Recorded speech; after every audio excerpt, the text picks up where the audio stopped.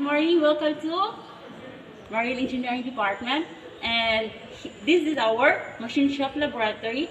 And this is our cubicle for welding practicals for students. Pag gumagawa sila ng welding practical, ito yung mga cubicle. Per student, isa-isa yung division nila. So we have the welding machine, this one, and we have the drums. And this is our classroom. Dito nagkakandak yung mga lecture, briefing, and debriefing after workshop.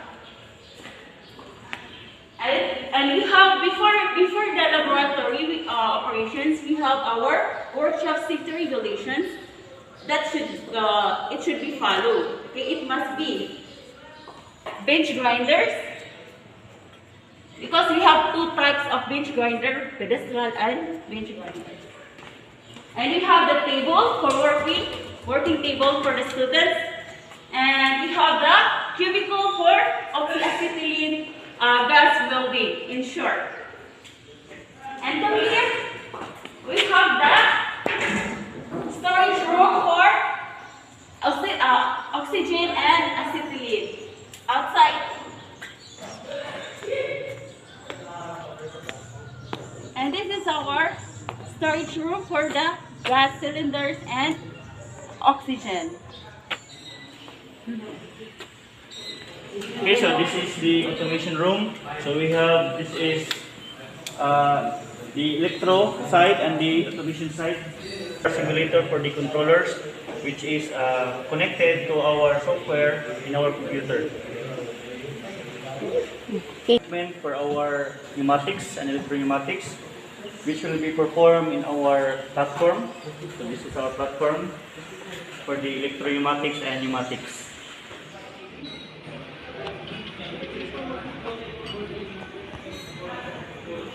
Okay.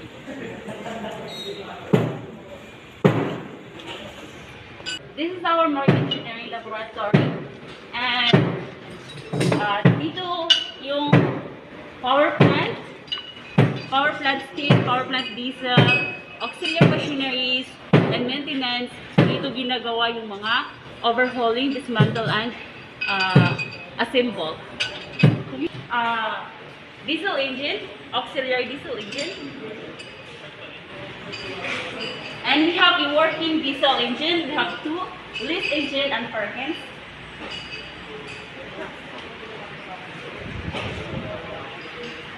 This is our Bliss engine. This is four-stroke. And we have X-coupled with the propeller.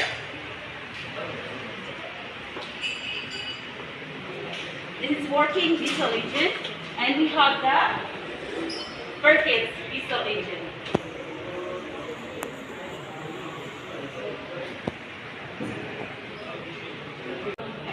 This is the steam boiler, and under power plant steam subject.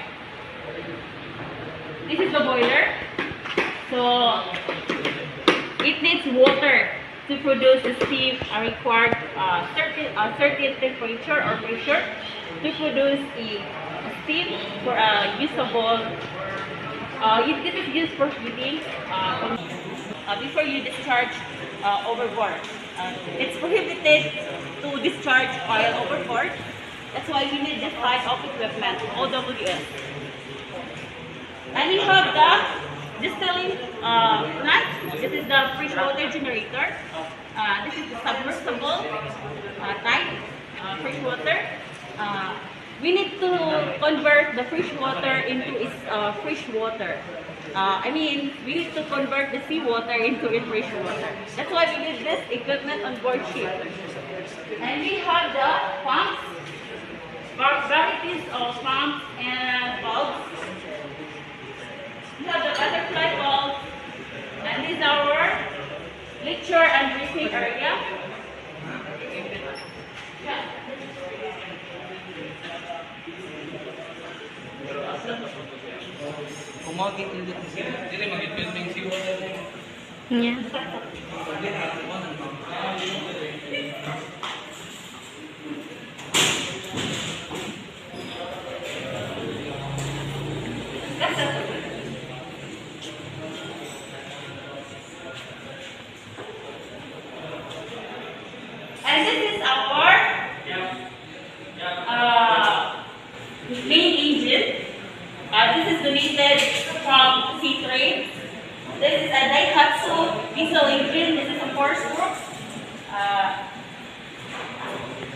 This is the overhauling and the assemble of each student to perform the laboratory performance.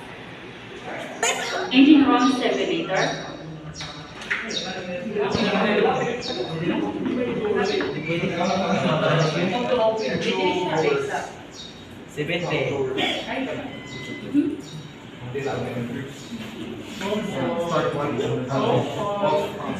Room simulator. Room simulator. So this is room 3, engine room watchkeeping. Okay, welcome to our engine room simulator.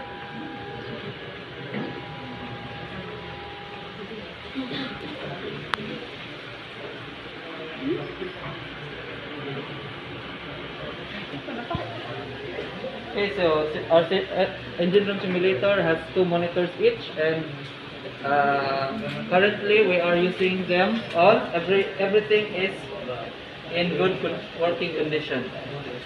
Na. Okay.